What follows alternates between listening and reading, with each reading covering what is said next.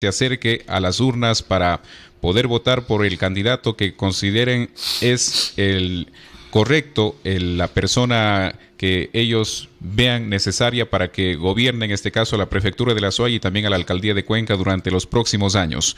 Doctor, le damos la bienvenida en primera instancia. Qué gusto que nos acompañe en esta cabina. Muy buenas tardes a usted, a todos justamente los ciudadanos y ciudadanas que escuchan este prestigioso medio de comunicación, de manera especial en el Austro. ¿De dónde nace la iniciativa del Observatorio Electoral? ¿Cuántas personas la conforman y cuáles son las facultades que tiene este organismo? Bien, desde hace unos 2 años o un poco más, hemos conversado con varios docentes de la Facultad de Jurisprudencia de la Universidad de Cuenca con la finalidad de ver si hacíamos algún trabajo referente a los procesos electorales. Creíamos de que era necesario justamente que la participación tanto académica cuanto de los estudiantes pueda reflejar de alguna manera una transparencia de los procesos electorales y obviamente también llevar a la ciudadanía un enfoque claro de lo que puede haber ocurrido dentro de un proceso electoral y concomitantemente también para fortalecer la participación democrática. Eso nos ha llevado a consolidar ahora justamente la participación de un buen grupo de docentes de la facultad, cuanto también de estudiantes de la misma facultad, que con el aval del señor rector de la Universidad de Cuenca, indudablemente hemos registrado la documentación que exige justamente el Código de la Democracia en el Consejo Nacional Electoral de la SUAY para que evidentemente lo analice, lo revise y nos permita participar en este proceso electoral como observadores nacionales y con la personería jurídica que nos da en este caso la Universidad de Cuenca. Eso quiere decir que este observatorio electoral tiene plenas facultades de hacer un análisis a los planes de trabajo de los diferentes candidatos. En el análisis preliminar que ustedes han podido observar de las propuestas de cada uno de ellos, ¿qué es lo que se puede indicar a la ciudadanía sobre lo que ellos ponen en la mesa para que sean elegidos como nuevos representantes? Sí, una de las tareas que vamos justamente a trabajar, no solamente para el proceso electoral, sino concomitantemente también, luego en el ejercicio de quienes lleguen a la prefectura, a la alcaldía, a las concejalías, es el tema referente al plan de trabajo. Hemos observado, por ejemplo, así muy sucintamente, de que se repiten varios planes de trabajo. Como que de alguna manera hay un modelo para haberlo elaborado. Entonces, eso también será parte de nuestra observación. ¿Es una copia? Yo no diría ahora copia, que está ¿no? de moda este Yo tema. no diría una copia, pero sí aparentemente hay mucha información que es parecida, similar en las propuestas. Y yo creo que eso justamente va a ser materia del análisis para que en gran medida se pretenda a futuro también establecer pautas de lo que debe ser una verdadera propuesta o plan de trabajo. ¿Quiere decir, doctor, que no hay un conocimiento pleno de la situación de la ciudad? Yo diría que en la gran mayoría no hay un conocimiento pleno de las necesidades que efectivamente requiere el Cantón Cuenca, de las necesidades que requiere la provincia de La Suay y sobre todo de la potencialidad de volverle a constituir a la ciudad de Cuenca y a la provincia de La Suay en el referente de un polo de desarrollo en el Austro y a nivel nacional.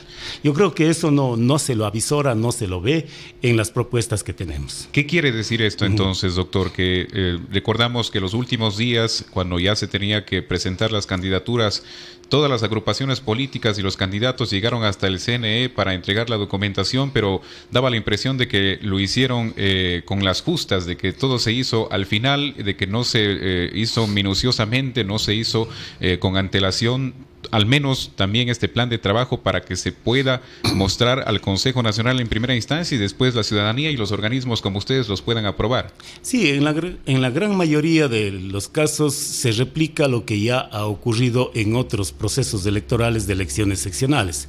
Esto es, con algunas excepciones, se cree que efectivamente el plan de trabajo es un documento que hay que agregarlo como parte justamente de la documentación que se exige para que sea registrada o inscrita la candidatura o las candidaturas que se vayan presentando por cada una de esas organizaciones políticas.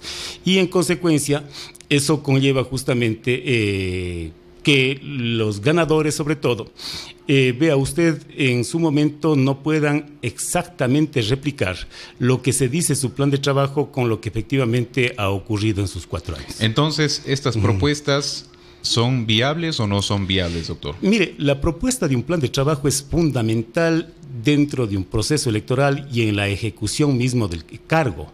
¿Por qué razón?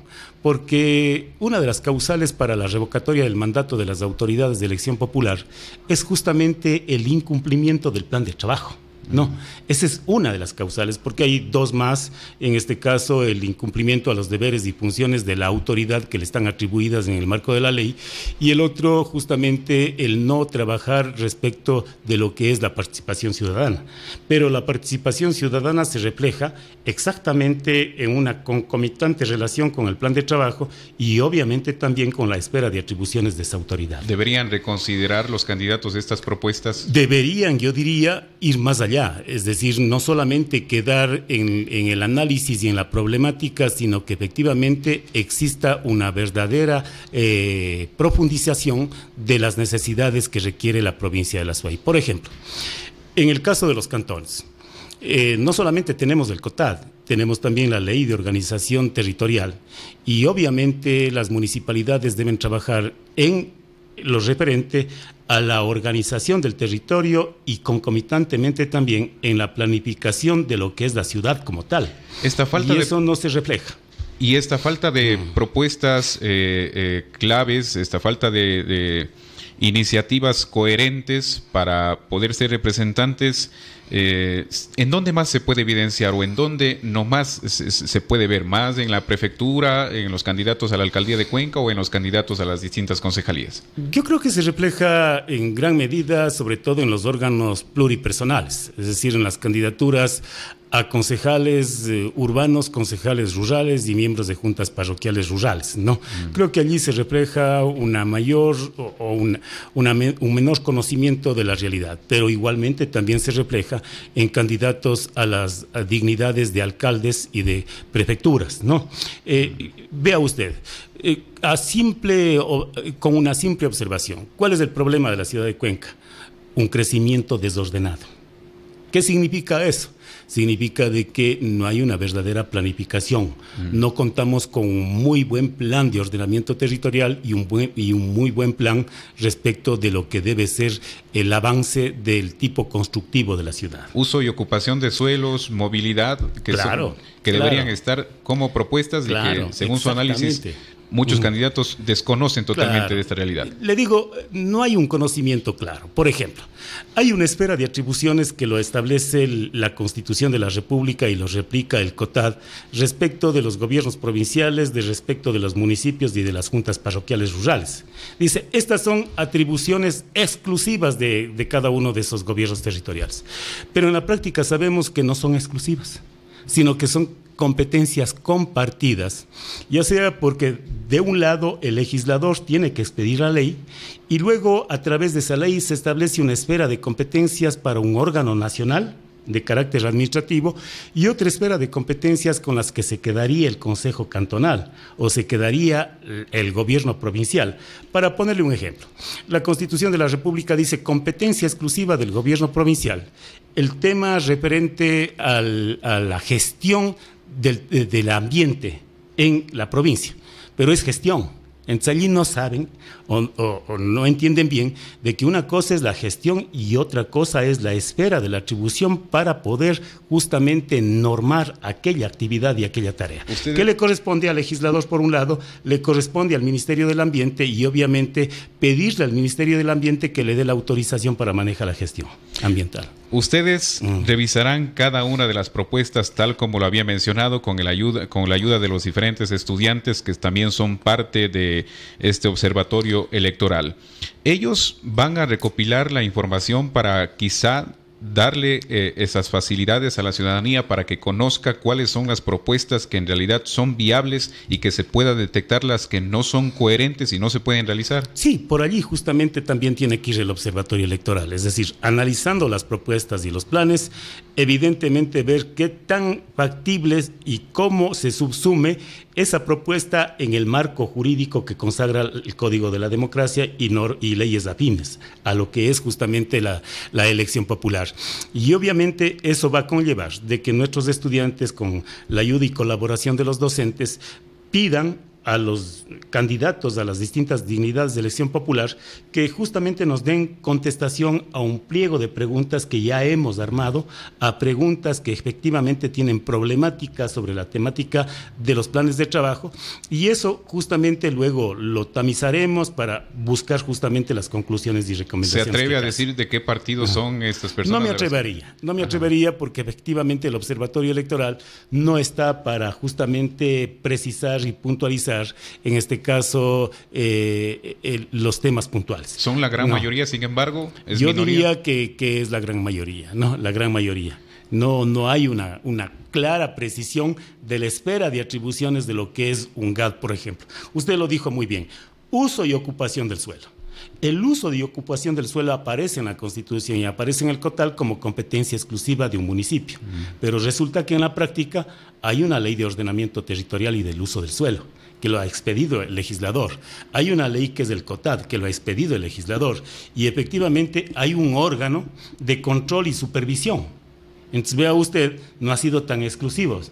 Ha sido un tema compartido en cuanto a competencias, ¿no? Y ese es justamente el error que se maneja, porque no se sabe diferenciar el tema de la esfera de atribuciones y tareas que cada uno tiene. Claro que es difícil. Yo, por ejemplo, a mis estudiantes en esta esfera les digo permanentemente, uno de los temas más complejos que se tiene en la vida profesional es justamente establecer de manera finita la competencia o la esfera de atribuciones de cada uno de los órganos, de las funciones, sobre todo ejecutiva, y de los gobiernos autónomos. Eso es como una cirugía de alto esfuerzo, que sería, para poner el ejemplo, que hacen los médicos, ¿no? Cuando a usted le dicen, vamos a hacer una operación probablemente por un tumor cerebral, es una cirugía de mucha complejidad. Cuando estamos justamente en esta esfera de las atribuciones, también es una cirugía de mucha complejidad para establecer lo que es de cada una de esas esferas, porque en un momento dado se superponen. Y sobre todo se superpone el gobierno central, porque tiene la rectoría, y eso es complejo. ¿Y usted considera que hay desconocimiento de la realidad económica también de los candidatos? Porque, bueno, hay que conocer también que los recursos provienen del Estado, los recursos que son asignados a los GATS municipales, a la prefectura de la SUAY, a los gobiernos provinciales, y también recursos que se pueden obtener de las empresas o los organismos privados. Pero se ofrecen muchas cosas, ¿usted considera, sin el conocimiento de la realidad económica? Pero claro, allí hay, por ejemplo, un desconocimiento de la realidad financiera de cada uno de los gobiernos autónomos descentralizados. Y le digo por qué. Como usted perfectamente lo establece, hay un recurso económico que el Estado ecuatoriano, ¿no es cierto?, lo entrega a los gobiernos autónomos descentralizados, provinciales, cantonales y parroquiales rurales. No tenemos todavía los regionales. Y eso tienen que distribuirse en función a algunos parámetros que consagra justamente el Código de la Democracia y el COTAD, incluso con fórmulas. Entonces, allí tenemos un porcentaje de recursos que viene al GAD municipal Cuenca, que probablemente sea mayor a los de los demás GADs municipales de la provincia de la SUAY, pero no es suficiente. No, luego tenemos los recursos propios de la municipalidad, que vienen establecidos expresamente en el COTAD. ¿A través de qué? De impuestos, de tasas y contribuciones especiales de mejoras. Esos son los recursos con los que cuenta justamente un GAD cantonal. Ahora, la complejidad de un GAD cantonal en función a la población conlleva a que pueda constituir empresas. ¿Para qué? Para prestar los servicios que le corresponde al GAD cantonal, como es agua potable, alcantarillado, letrinización, servicios de comunicación, servicios de transporte, servicios de aseo de calles, etcétera. Seguramente puede ir constituyendo eso. ¿Pero con qué finalidad? La finalidad no es que el municipio le dé recursos, no. Es con la finalidad de que esa propia entidad constituida genere los propios recursos para subsistir y dar un muy buen servicio a la colectividad. Seguramente usted y las personas que trabajan en el observatorio van a conocer cuáles son las propuestas demagógicas, pero claro, para no generar ninguna tendencia no las van a dar a conocer, Pero ¿cómo la ciudadanía puede tener acceso a esa información para saber cuáles son estos candidatos que ofrecen y que lógicamente no van a poder cumplir? Bueno, nosotros a la finalización del proceso electoral tendremos que presentar un informe al Consejo Nacional Electoral respecto de las observaciones que hemos realizado en cada una de las fases. Y allí estableceremos conclusiones y recomendaciones. Entonces, ¿qué se van a dar a la ciudadanía? No, le entregamos en el Consejo Nacional y el Consejo Nacional Electoral tiene que transparentar ese documento y la ciudadanía puede efectivamente solicitar porque es un documento público. ¿Qué pasa con los recursos que utilizan cada uno de los candidatos en la campaña? Se dice que, bueno, el CNE en realidad otorga $95,000 a la alcaldía de Cuenca, un recurso similar a la prefectura de la Azuay, pero los candidatos dicen que se apegan a esos recursos. ¿En realidad es así? Yo simplemente diría, vean ustedes lo que ocurre en esta campaña electoral. Usted dice perfectamente bien. El CNE otorga, en función, me parece que es 0,20% por cada elector, en función a los electores de cada cantón o provincia, un porcentaje para esas autoridades, ¿no es cierto? Pero ese dinero no es que lo maneja directamente la organización, sino tiene que manejarlo para hacer publicidad en radio, prensa escrita, y vallas publicitarias. Está dirigido y direccionado a esa información. De tal manera que el otro componente que justamente se genera en una campaña electoral, como es camisetas, como es banderines, como es gorras, como es hasta otro tipo de recursos, tales como bandas, conciertos, etcétera, eso evidentemente no está de alguna manera regulada con precisión en el Código de la Democracia y en el reglamento, pero evidentemente la organización política tiene que presentar, concluido el proceso electoral 90 días después, el gasto electoral.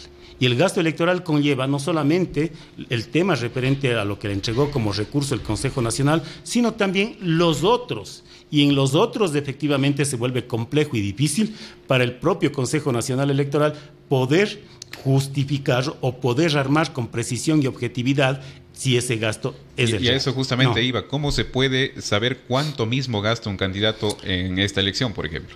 Sí es complejo, pero vamos justamente a través del observatorio a ver, cruzando información luego, que será, esto sí será más allá de los 120 días, ¿no? Cruzando información, si es que nos permite el SRI, si nos permite la Seguridad Social, si nos permiten otras entidades públicas, y sobre todo también sacando proformas en aquellas empresas donde usted va y pide que le digan, a ver, cuánto cuestan 1,000 camisetas y con el respectivo estampado de cualquiera de las organizaciones. Podríamos tener justamente un referente en esos rubros y valores. Y también van a sacar esos números y van a entregarle al Consejo Nacional Electoral. Y lo que podamos, evidentemente. Esa es justamente la función que vamos a encomendarle con ¿establecer responsabilidades tal vez? No, para nada, no. Las responsabilidades lo establece el Consejo Nacional Electoral. Así es. Ellos son los que tienen que juzgar el gasto electoral y evidentemente aceptar o rechazar la propuesta que ha hecho cada organización política, ¿no? Gracias, doctor, por habernos acompañado en esta tarde. Muy bien, son en este caso las 12:50, amigos oyentes. Estamos en la tercera emisión del informativo La Hora Clave. En unos instantes